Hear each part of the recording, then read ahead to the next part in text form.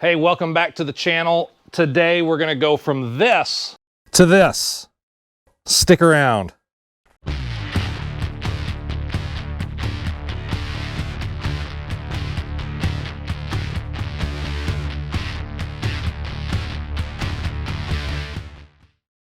You see, those old G-body frames were real twisty. And if we don't do something to stiffen that up, it's just gonna twist that car like an old wet rag. And I don't wanna do that. So body's gonna come off, frame's coming out here. It's about to get crazy.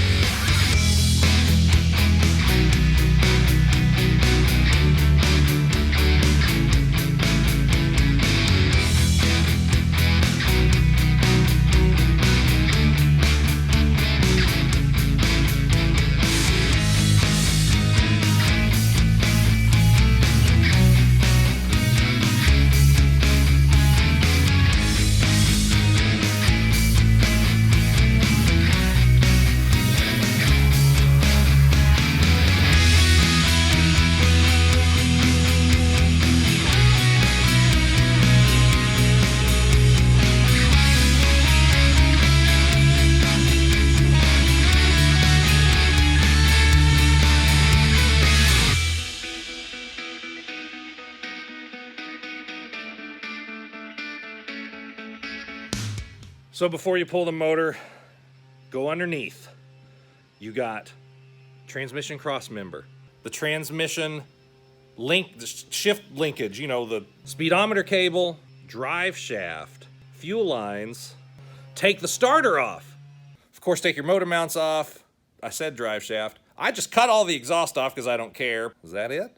Yeah, that's it.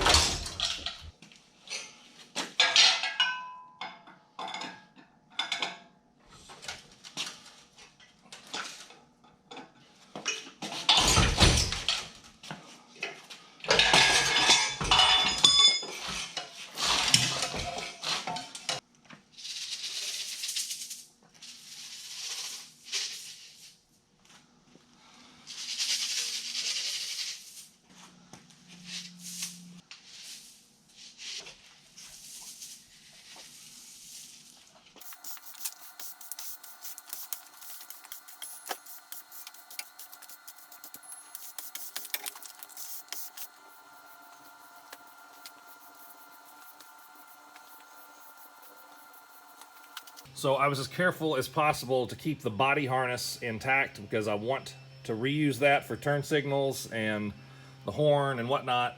I'm going to try to keep the factory HVAC intact as well because I want air eventually.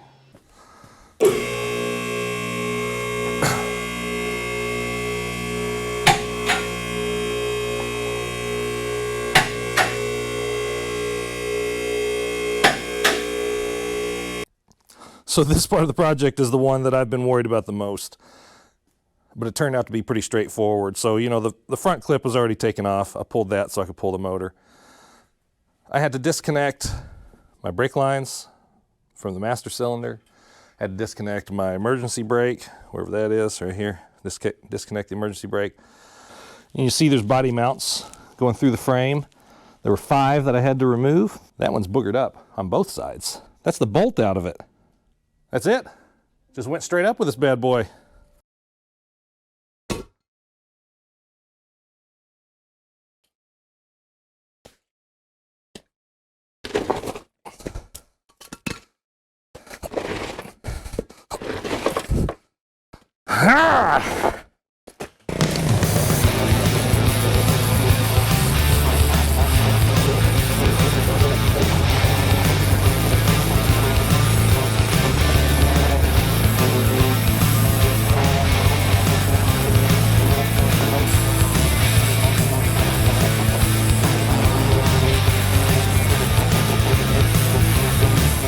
So the reason we're doing all of this is because we need to box in this part of the frame.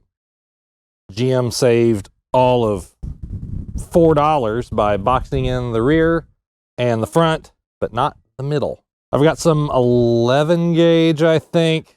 It's 1/8 inch. And we're just going to box this on both sides. Do the same thing here. And that's going to stiffen this chassis up quite a bit.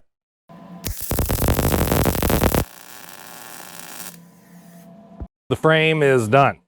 I will show you at a distance because my welds are terrible, but it's done. So nothing too special. We got some 1/8 inch plate here. I cut a little notch out to be able to reach in and grab the body mounts. Put some plate in these corners here. And then I built this truss to kind of stiffen everything up back here. My trusty Eastwood MiG 175, putting in the work today.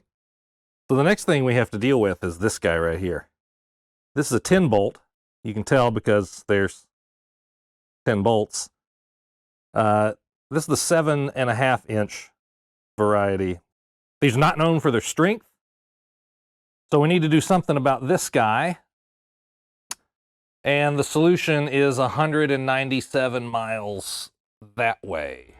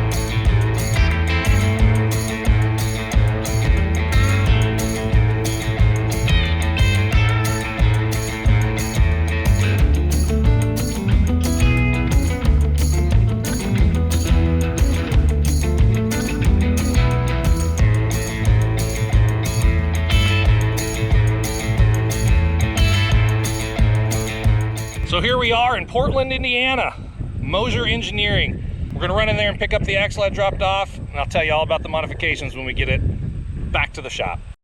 All right, we got an 8.8 Ford out of a 96 Ford Explorer. And I took it up to Mosier Engineering, as you know, to have some work done to it. I kept the 373 gears because they look just fine, but put a full spool in this, 35 spline axles, put the big Ford 9-inch ends on it. So we got rid of the C-clips. We're NHRA approved here. The axles are drilled for the GM bolt pattern. And I had to make this 2 inches wider than a stock rear end. My reasoning for that was to avoid notching the frame. This should stick each tire out 1 inch. And then I won't have to mess with that frame notch that so many people do. This rear end should work well over 1,000 horsepower. We are in good shape.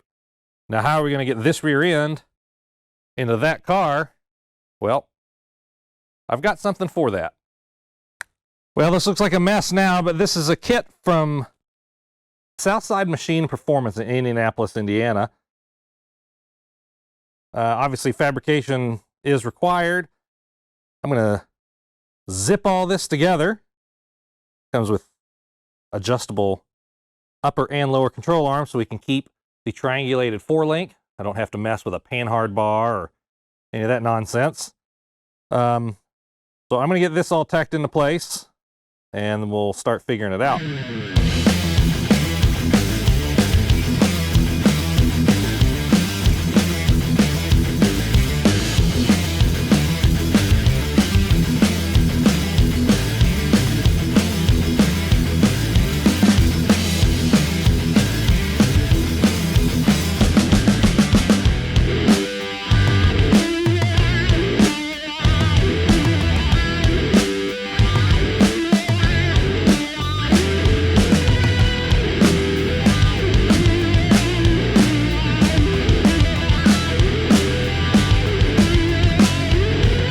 So boys, I ain't a professional welder.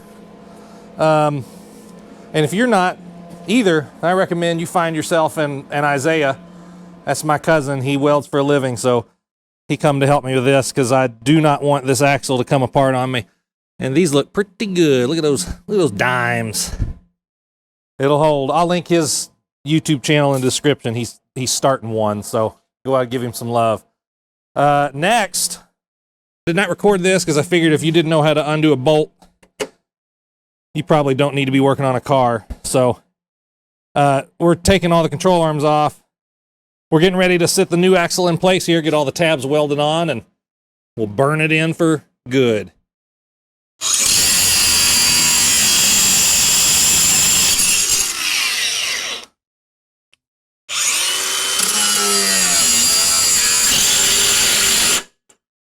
Now you might want to grab a friend for this next part.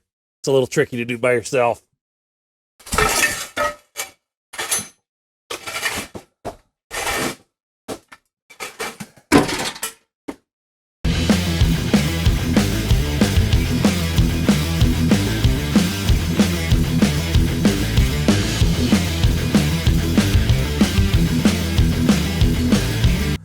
It took 6 hours. But it's done. Got our new shocks on, new springs. Got our truss all welded in. It's done. It's working. It's good. I will set the pinion angle once the body's back on, the motor and stuff's in, so I have the ride height correct. But all we got left is to paint it, and I got to put a new seal on this and fill it with fluid. And ready to go. So this is what I was saying about the extra inch of axle width that I had them put in. I got all kinds of room here. So hopefully I can get by with some wider wheels without having to notch this frame. Fingers crossed. So up here on the body, where the frame goes, there's a little bit of surface rust. So I'm hitting it with a wire brush, and then I'm gonna spray it with some of this rust converter. And just slap some paint on there because we're never going to see that part of the car again. And I'm going to wheel this frame out in the driveway, wire wheel it, and get it painted today too.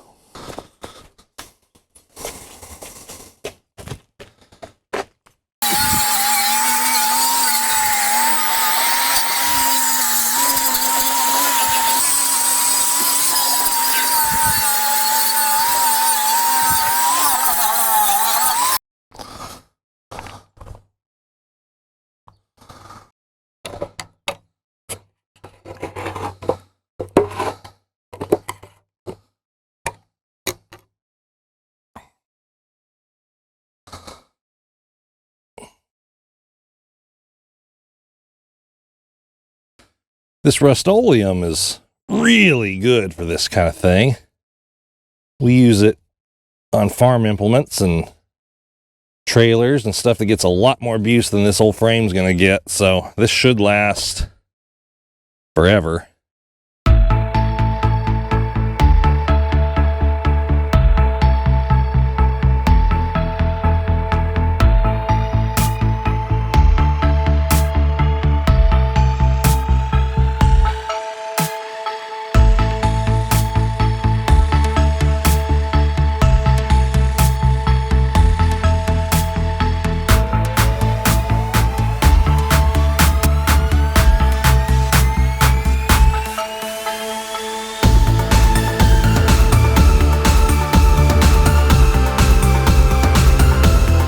I get all the rust out of here.